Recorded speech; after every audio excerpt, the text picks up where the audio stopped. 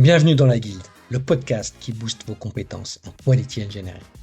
Je suis Jean-François Frézy, expert en Quality Engineering et passionné par la transmission des savoirs. Chaque semaine, je te partage des astuces pour transformer ta façon de travailler en Quality Engineering. Installe-toi bien, on est parti pour un nouvel épisode rempli de conseils concrets. N'oublie pas de t'inscrire à ma newsletter pour recevoir du contenu exclusif et ne rien rater.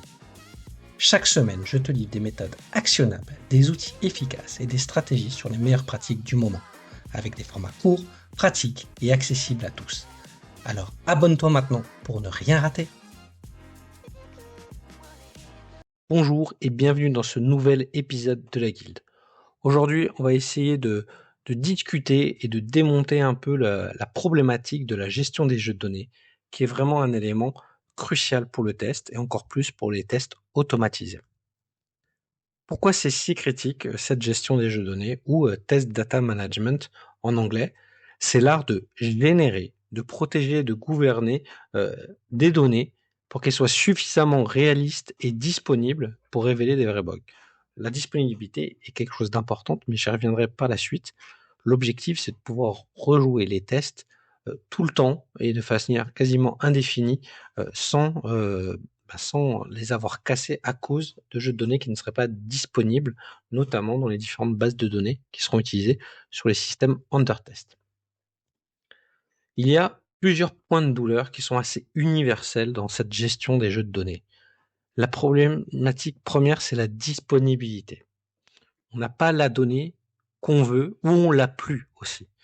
Peut-être parce qu'on a pris des éléments dans un stock d'articles et que cet article n'est plus disponible. Donc du coup, on doit rejouer le test. Et ben le test se casse, pas parce qu'il y a un bug, mais parce que la donnée n'est plus disponible. Il peut aussi y avoir une certaine incohérence entre les différents environnements. Soit entre différents environnements, peut-être que dans vos environnements d'intégration ça marche, mais pas dans celui de QA ou dans celui de staging, mais c'est aussi entre les différents environnements dans l'écosystème qui communiquent, parce que vous avez une donnée qui n'est pas persistante entre tout au long du flux bout en bout dans la gestion de la donnée. Un autre point de douleur très important et qui a émergé ces dernières années, c'est tout ce qui va être lié au RGPD. Donc on peut pas aujourd'hui récupérer une base de données de prod et réutiliser ces données telles quelles avec des données qui sont confidentielles. Ça peut coûter cher.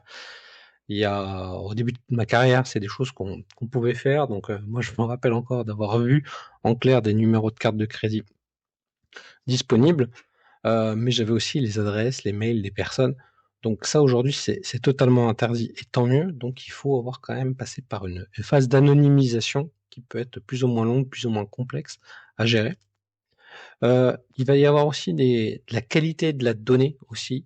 Il faut vraiment s'assurer que les données, notamment si vous en créez des nouvelles, elles soient pas corrompues, qu'elles aient bien les mêmes liens de dépendance, qu'elles aient toujours le bon niveau pour pouvoir être utilisées dans tous vos tests et de façon efficace. Vous avez aussi le fait que les données doivent avoir une certaine diversité. On peut pas juste dire j'utilise toujours un même et unique utilisateur avec un même rôle. Il nous faut une diversité qui doit être suffisante. Il faut pouvoir le tester de façon différente. Il faut qu'on puisse tester des dates qui vont évoluer. Comment on va si on utilise par exemple sur un contrat d'assurance une personne qui est mineure, peut-être que dans 6 mois, dans 1 an, elle ne sera plus mineure, elle sera majeure, et donc notre cas de test il va être KO parce qu'on ne pourra pas lui donner le contrat d'assurance pour un mineur alors que cette personne est devenue majeure. Donc c'est des choses à avoir qu'il faut pouvoir contrôler, qu'il faut avoir de manière diversifiée et disponible pour pouvoir le faire. Et bien sûr, il faut avoir un volume de données qui soit quand même relativement représentatif de la production pour éventuellement voir des problèmes de performance assez rapidement. On n'est pas obligé d'avoir le dataset exact avec la taille de production. C'est pas toujours une obligation, mais c'est quand même mieux. Il faut toujours essayer de le faire. Donc dans la suite de ce podcast, je vais essayer de voir un peu comment on peut régler ces différents points de douleur et comment on peut le faire. Donc bien évidemment, on aimerait tous que nos données soient disponibles facilement et de façon efficace, et que on peut tourner nos tests tout le temps et que ça nous évite des nuits blanches, des des problématiques de qualité et qu'on puisse livrer plus vite et de façon plus efficace. Donc pour pouvoir y arriver, il n'y a pas 150 000 solutions. En premier, il faut vraiment avoir une organisation en fait comme si c'était un nouveau besoin et de se dire c'est quoi les exigences que j'ai besoin pour pouvoir exécuter mes tests en continu et de façon quasiment indéfinie. Donc il faut bien faire une cartographie des sources, voir où sont les données, quelles données j'ai besoin, est-ce que j'ai une API, est-ce que j'ai une base de données, est-ce que c'est des fichiers plats, est-ce que c'est autre chose, pour pouvoir vraiment les mettre à disposition et de voir quelles données on doit faire. À partir de là, quelle stratégie on va utiliser?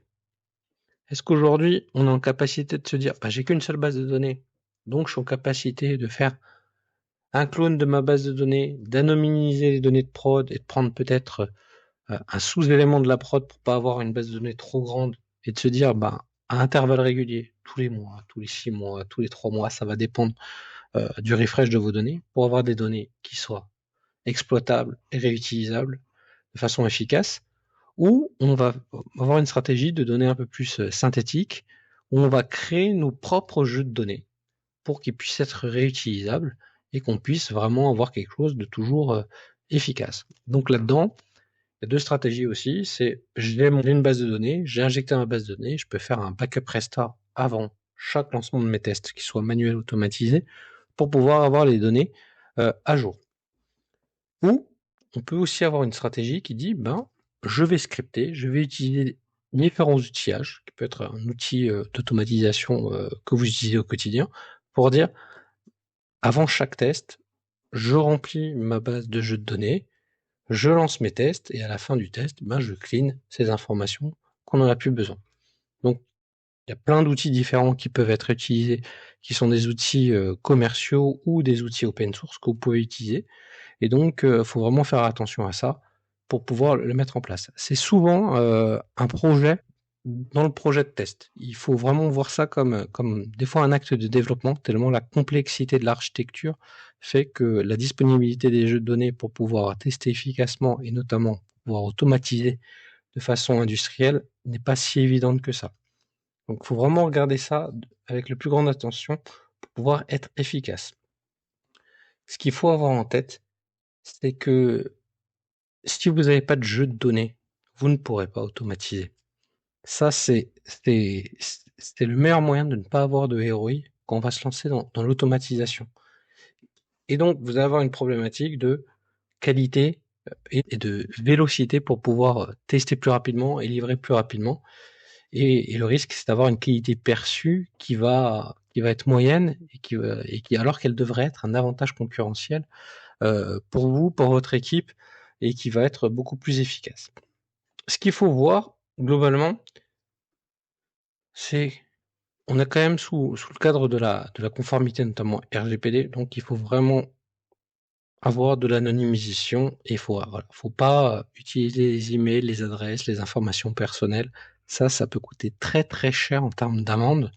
Donc, n'allez pas à la facilité, mais voilà, prenez le temps de bien prendre ça en compte pour pouvoir le faire de façon efficace. Si vous utilisez des jeux de données qui vont évoluer dans le temps, je vous conseille, comme pour vos scripts, c'est de les versionner. Ça va vous permettre de vraiment être plus efficace, de le partager, de le tracer, de le commenter. Et bien sûr, le cas échéant, vous n'avez pas le choix, c'est que les informations de certaines données viennent d'un partenaire extérieur qui, lui, n'a pas fait forcément son travail de stabilité. Et donc, il faudra peut-être envisager de moquer ces services externes pour pouvoir le gérer. Mais des fois, c'est juste une obligation parce qu'on ne peut pas non plus appeler ce service externe. C'est souvent le cas pour les services de paiement qui mettent à disposition un service qui moque le vrai système pour pouvoir l'utiliser. On a ça aussi sur la double authentification. Souvent, on est obligé de mettre des systèmes comme cela parce qu'on ne peut pas le tester de bout en bout sans que ça soit une usine à gaz et que ça soit très instable à automatiser. Donc, il y a toujours des solutions, mais voilà, il faut prendre le temps de les regarder pour que ça soit efficace. Donc, ce qu'il faut retenir, c'est que il ne peut pas y avoir de test stable sans de données fiables. Donc ça, c'est vraiment votre carburant. Si vous mettez pas d'essence dans votre voiture, elle avancera pas, clairement. Donc il faut avoir aussi la bonne qualité d'essence pour le bon modèle de voiture, et c'est exactement ça que vous devez avoir en tête pour vos automatisations et votre gestion de vos jeux de données. Donc j'espère que ce petit podcast vous a plu. N'hésitez pas à revenir vers moi si vous avez des questions et à faire des commentaires sur mon LinkedIn pour pouvoir échanger, commenter avec moi. Je vous remercie pour vos écoutes et je vous dis à très vite pour parler de qualité logicielle et d'automatisation. Merci d'avoir écouté cet épisode. C'est grâce à toi que la guilde continue de grandir. Si tu as aimé, n'hésite pas à partager autour de toi et à laisser un avis 5 étoiles sur ta plateforme préférée. Je te donne rendez-vous au prochain épisode avec encore plus de conseils pour booster tes compétences.